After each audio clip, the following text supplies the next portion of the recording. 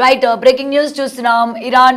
Iran dead line విధించింది ఇటు Trump కు. అయితే రానున్న 12 గంటల్లోగా యుద్ధ వాతావరణాన్ని ఆపాలి అని చెప్పి కూడా లేఖ విడుదల చేయడం కూడా జరిగింది. అయితే ఈ నేపథ్యంలోని 24 గంటల పాటు డెడ్ లైన్ విధిస్తూ లేఖను కూడా రిలీజ్ చేసింది. ఇటు టెహ్రాన్లోని యూనివర్సిటీలపై అలాగే అమెరికా ఇజ్రాయెల్ జరిపిన దాడులపై వెంటనే ఖండించాలని ఆయా దేశాలకు ఇరాన్ ఆర్మేడ్ ఫోర్స్ లేఖ విడుదల చేసింది. రేపు మధ్యాహ్నం 12 గంటల్లోగా దాడులను ఖండించాలని ఆయా దేశాలకు వార్నింగ్ ఇచ్చినట్టు కూడా తెలుస్తోంది. లేకపోతే పశ్చిమాసియాలోని మీ యొక్క యూనివర్సిటీలను భూస్థాపితం చేస్తామని కూడా హెచ్చరించింది.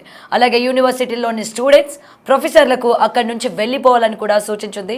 కిలోమీటర్ పాటు దూరంగా ఉండి ప్రాణాలను రక్షించుకోవాలని పేర్కొన్న ఇరాన్.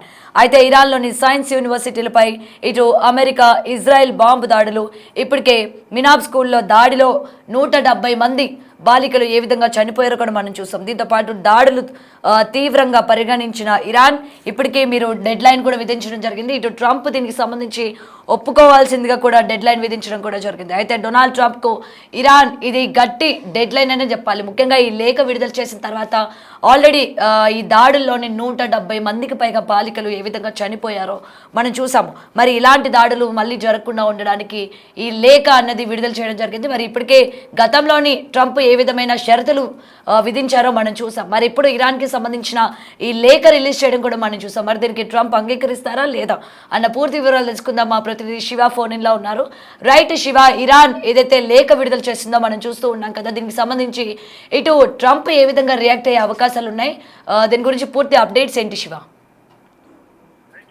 గౌతమి, పశ్చిమాసియాలో యుద్ధం కొనసాగుతున్న నేపథ్యంలో ఇరాన్ ట్రంప్ కు ఒక డెడ్ లైన్ విధిస్తూ లేఖను 24 గంటల పాటు దీనికి సంబంధించి సమాధానం చెప్పాలంటూ కూడా లేఖను రిలీజ్ చేసింది. అంటే ఇది ప్రధానంగా స్టార్ట్ అయిన తర్వాత ఇటు అమెరికా అధ్యక్షుడు డొనాల్డ్ పలుమార్లు అమెరికా అలాగే ఇజ్రాయెల్ చేసిన దాడులకు ఇరాన్ చేసి కాలబేయడానికి వస్తుంది, వాళ్ళు లొంగిపోవడానికి చూస్తున్నారు, వారి దగ్గర సైనిక వ్యవస్థ లేదు, వైమానిక వ్యవస్థ లేదు, అసలు ఎటువంటి విధంగా కూడా ఏదో కూడా యుద్ధం చేయడానికి వారి దగ్గర సరైన ఆయుధాలు లేవు అంటూ కూడా చెప్తూ వారు త్వరలోనే లొంగిపోతారంటూ కూడా ఒక దుష్ప్రచారాన్ని కూడా డొనాల్డ్ ట్రంప్ తీసుకొచ్చారు. దాని అంతటిని కూడా ఖండిగా దాడి చేస్తూనే వచ్చింది ఇరాన్. అయితే ఇప్పుడు డొనాల్డ్ ట్రంప్ కు ఒక డెడ్ లైన్ విధిస్తూ 24 గంటల పాటు దీనికి సంబంధించి స్పందించాలంటూ కూడా లేఖను చేసింది. టెహ్రాన్ లోని యూనివర్సిటీలపై అమెరికా ఇజ్రాయెల్ జరిపిన దాడులపై వెంటనే ఖండించాలంటూ కూడా ఆయా దేశాలకు ఇరాన్ ఆర్మ్డ్ ఫోర్స్ ఒక లేఖను విడుదల చేసింది. అంటే రేపు మధ్యాహ్నం 12 గంటలలోగా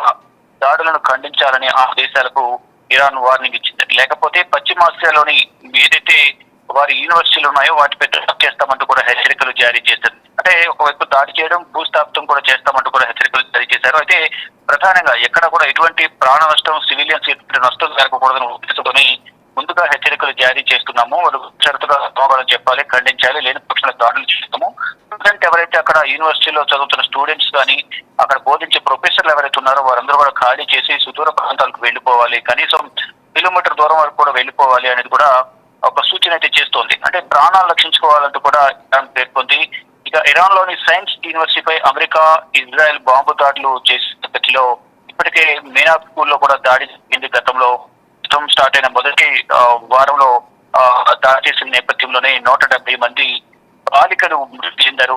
దాన్ని సమర్థించిన ప్రయత్నం కూడా అమెరికా చేసింది. కానీ ఇక్కడ గతంలో వైమానిక స్థావరం ఉండేది, అందువల్ల వైమానిక స్థావరం ఉందని ఉద్దేశంతో దాడి చేసి తప్ప అక్కడ స్కూల్ మీద దాడి చేయాలని ఉద్దేశం మాకు లేదు అంటూ కూడా వారు తర్వాత ఒక ప్రకటనను ఒక వివరణ అయితే ఇచ్చారు. కానీ ఇప్పుడు అలా కాకుండా చేసే దాడి వల్ల ప్రజలు ఎటువంటి ప్రాణాలు కోల్పోకూడదు, ప్రాణ నష్టం జరగకూడదు, ప్రజలకు ఎటువంటి ఇబ్బంది కలగకూడదు ఉద్దేశంతోనే మేము హెచ్చరికలు జారీ చేస్తున్నాము. దాంట్లో ఉన్న స్టూడెంట్స్ కానీ ప్రొఫెసర్లు కానీ సిబ్బంది అంతా కూడా ఖాళీ చేసి వెళ్ళిపోవాలంటూ కూడా ఆదేశాలు జారీ చేసింది ఇరాన్. దీంతో ఈ దాడులను ఇరాన్ తీవ్రంగా పరిగణించింది. మరి ఏం జరగబోతుంది? ట్రంప్ ఏదైతే ఇరాన్ ను విధించిన డెడ్ లైన్ కు స్పందించి దాడులను టెహ్రాన్ లోని యూనివర్సిటీపై జరిగిన దాడిని ఖండిస్తారా లేదా అనేది కూడా చూడాల్సి ఉంది. కానీ ఈ యుద్ధం అనేది రోజు రోజుకు ఉధృత రూపం దాలుస్తూ ఉంది. దీని ద్వారా ప్రపంచ దేశాలపై యుద్ధ ప్రభావం పడుతుంది. నిత్యావసర ధరలు పెరిగిపోవడం కానీ కొన్ని దేశాల్లో ఈ చమురు ధరలు భారీగా 20 నుంచి 40% వరకు కూడా పెంచేస్తున్నారు. ఇది ప్రజలపై భారం పడుతుంది.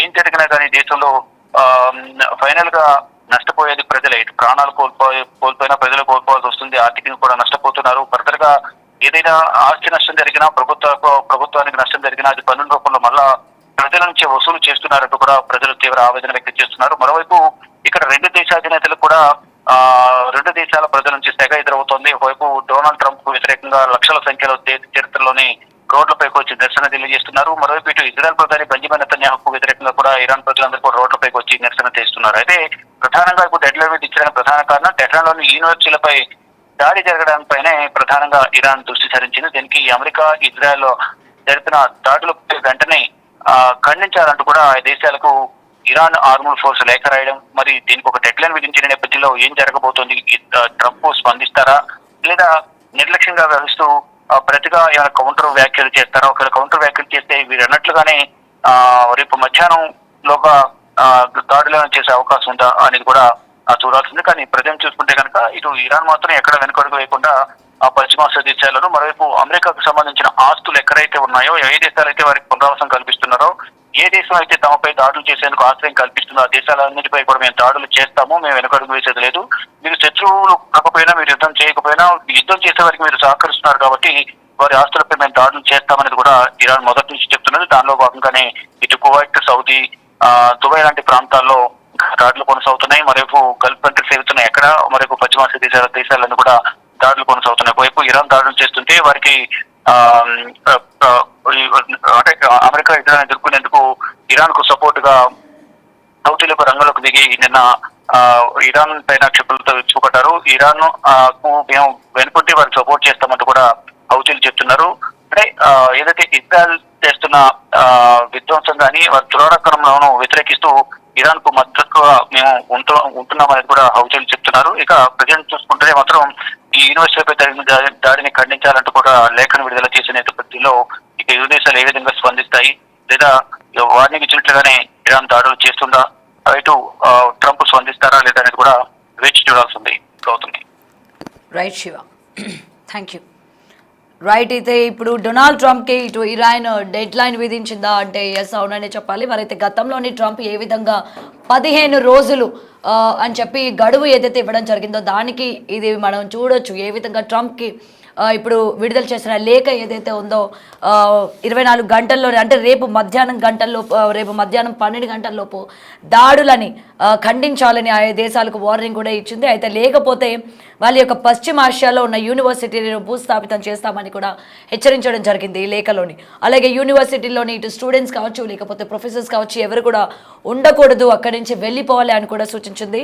ఇటు మీరు ప్రాణాలను రక్షించుకోండి, అక్కడి నుండి వెళ్ళిపోండి, లేకపోతే యుద్ధం మామూలుగా ఉండదు అన్నట్టు కూడా ఈ లేఖలో మనం చూసాము. గతంలో జరిగిన ఈ యూనివర్సిటీల పైన జరిగిన దాడులు కావచ్చు, ఎంతోమంది ప్రాణాలు కోల్పోయిన అంటే బాలికలు మనం చూసాము. ఆ యొక్క విజువల్స్ కనుక చూసుకున్నట్లయితే ప్రతి ఒక్కరు కూడా ఎంతో బాధ కలిగించే. 170 మంది అంటే మామూలు విషయం కాదు. ఒకే స్కూల్లోని 170 మందికి పైగా బాలికలు స్పాట్లో చనిపోవడం. మరి అలాంటి వాతావరణం మళ్ళీ రాకుండా ఉండాలి అని అంటే కూడా ఇలాంటి ఒక లేఖ కూడా విడుదల చేయడం జరిగింది. మరి దీనిపైన ట్రంప్ ఏ విధంగా రియాక్ట్ అవుతారు, అండ్ ప్రజెంట్ కూడా ఏ విధంగా మనం నిత్యావసర వస్తువుల మీద ఇందాక మనకి చెప్పినట్టు ఇటు క్రూడ్ ఆయిల్ కావచ్చు, లేకపోతే ఇలాంటి వాటన్నిటి మీద కూడా ఎటువంటి ఎఫెక్ట్ పడుతుందో యుద్ధానికి సంబంధించి, ఇటు సామాన్యులు ఏ విధంగా ఇబ్బంది పడుతున్నారో సిచ్యువేషన్స్ కూడా మనం చూస్తున్నాం. రోజు రోజుకి ఎలాంటి పరిస్థితులకి దిగజారిపోతుందో కూడా. మరి ఇప్పుడు ఈ విధించిన లేఖ ఏదైతే ఇది వార్నింగ్ అనుకోవచ్చా, లేకపోతే డెడ్ లైన్ అనుకోవచ్చా, ఏదైనా అనుకోవచ్చు. మరి దీనికి ట్రంప్ అంగీకరిస్తాడా లేదా